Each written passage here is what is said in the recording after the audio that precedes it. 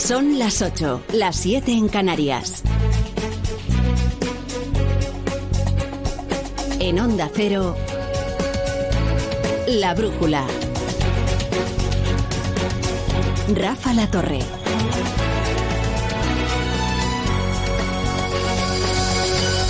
Cuando cayó Lehman Brothers, ahí se acuerdan, cuando cayó Lehman Brothers, se establecieron unas reglas bancarias internacionales para tratar con futuros colapsos. Una de las medidas fue crear una clasificación para identificar a las entidades financieras de importancia sistémica. Bien, una de esas entidades financieras de importancia sistémica es Credit Suisse, y hoy se ha tambaleado desde los cimientos. La fortísima devaluación de los títulos del banco suizo ha provocado que la cotización de las acciones se haya tenido que suspender a media mañana, hasta poder volver a cuadrar órdenes de compra y de venta, pero para entonces ya el pánico se había extendido a los mercados. El pánico se ha vuelto a adueñar, de hecho, de los mercados otra vez, solo unos días después de que la quiebra de Silicon Valley Bank expandiera el pavor por todo el mundo.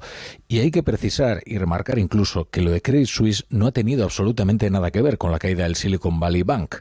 Lo que le ha ocurrido a este banco suizo, Credit Suisse, es que su principal socio, el Banco Nacional Saudí, el SNB, ha dicho basta. La respuesta es absolutamente no, por muchas razones. Aparte de la razón más simple, que es regulatoria y estatutaria, ahora tenemos el 9,8% del banco. Si superamos el 10%, se activarían todo tipo de nuevas reglas, ya sea por parte de nuestro regulador o los reguladores europeos o el regulador suizo. Y no estamos dispuestos a entrar en un nuevo régimen regulatorio.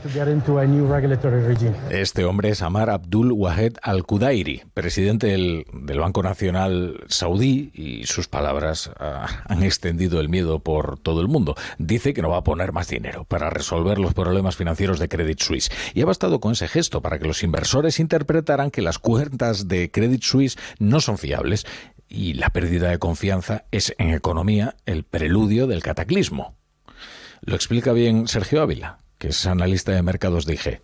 Bueno, pues hoy lo que hemos visto ha sido un riesgo, ¿no?, fuerte procedente de Credit Suisse, ¿no?, la compañía suiza, que ha confirmado después de conversaciones con la SEC que sus resultados de 2022 no eran los que inicialmente habían comentado, ¿no? Habían dicho que habían tenido unas pérdidas de 1.650 millones de francos suizos y en realidad ahora pues han aflorado unas pérdidas de 7.293 millones.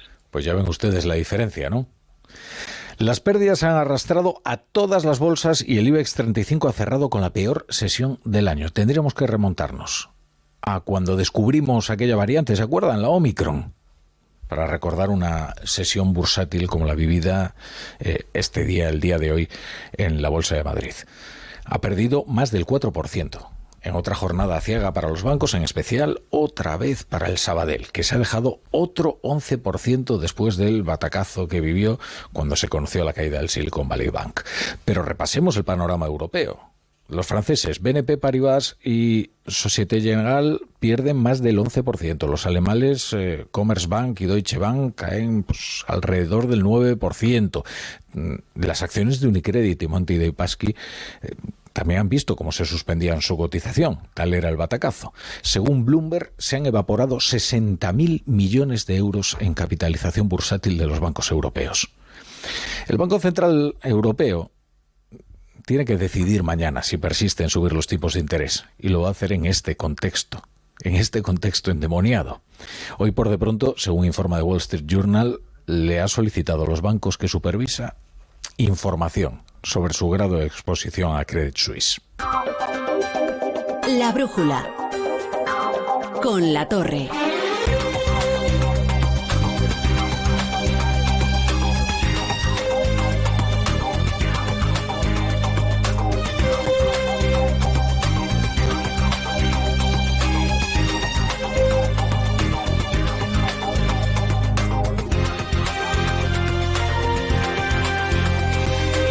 Bueno, si se incorporan a esta hora a la sintonía de Onda Cero, nuestra bienvenida a La Brújula. Les recuerdo que en media hora nos retiraremos discretamente para que ustedes vivan toda la pasión de la Champions con el Real Madrid-Liverpool en el Radio Estadio, de Edu García. Bueno, hay una ventaja suficiente. El Real Madrid parece que tiene el camino franco hacia los cuartos de final de la Champions League. Pero no se confíen ustedes, que esto, la máxima competición continental, es muy dura. Y un equipo como el Liverpool, con la artillería suficiente y sin nada que perder, puede darle un susto al Real Madrid. Bueno, luego lo escuchamos con Edu García y después del partido regresamos a las 11:10 en Canarias y les actualizamos todas las noticias del día. Está bien, desde luego, tomar un respiro de la actualidad con el fútbol, porque la actualidad no viene precisamente alentadora. Escuchen lo que ha escrito alguien que sabe mucho de todo esto, porque no por azar se ha hecho multimillonario. Es Larry Fink. Este nombre les sonará, hablamos mucho de él en la Brújula de la Economía, se ha visto varias veces con Pedro Sánchez. Larry Fink es el consejero delegado de BlackRock, la mayor gestora de fondos del mundo. Acaba de publicar su carta anual dirigida a los inversores de la firma y dedica un capítulo a la crisis bancaria desatada en Estados Unidos tras la quiebra de Silicon Valley Bank.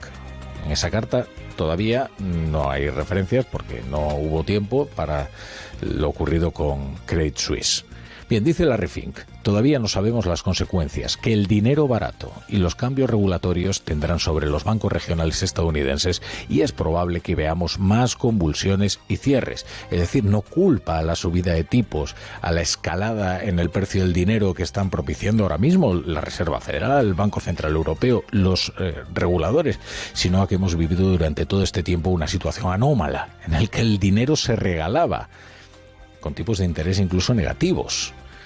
Bueno, ya les digo que el cataclismo de Credit Suisse no tiene que ver con la caída de Silicon Valley Bank, pero el contexto es endemoniado.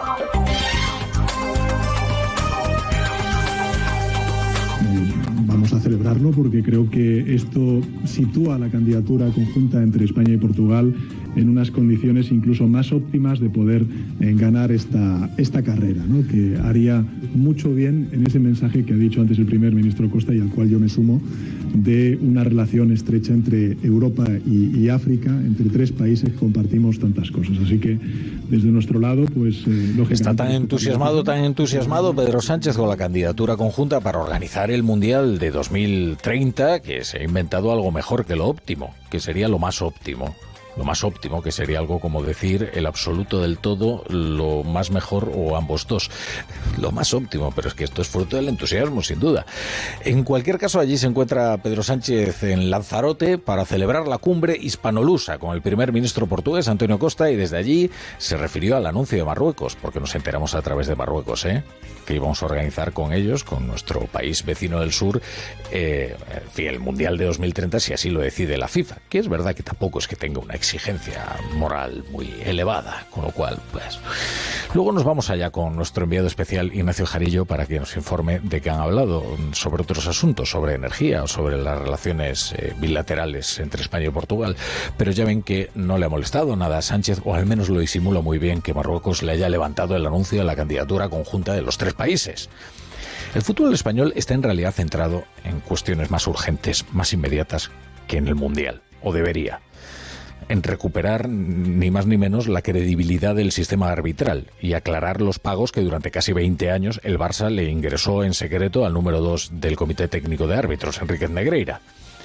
Hoy la noticia es que el Juzgado de Instrucción número 1 de Barcelona ha aceptado a trámite la denuncia de la Fiscalía contra el Barça como entidad jurídica, contra los expresidentes Sandro Rosell y María Bartomeu, contra los directivos Óscar Grau y Albert Soler y contra el ex vicepresidente del Comité Técnico de Árbitros, José María Enríquez Negreira, por los delitos continuados de corrupción en los negocios, administración desleal y falsedad en documento mercantil. Es decir, que hay caso.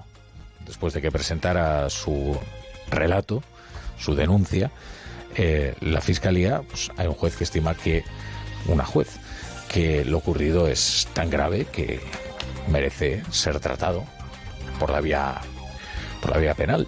Quizás también convendría aclarar cuanto antes qué ha pasado en la casa de la juez encargada del caso del Barça. Porque cuenta el Confidencial que pocas horas después de que la Fiscalía presentase su denuncia, la juez responsable de la investigación sufrió un robo en su casa. Entraron una gente en su casa y se llevaron unas joyas y otras pertenencias, ¿no?, de la juez. Esto no tiene por qué ser en fin, indicativo de que están tratando de acosar a la juez. No, lo que pasa es que conviene aclararlo, porque, en fin, estas coincidencias ocurren, pero conviene que no haya ninguna sombra de sospecha, desde luego.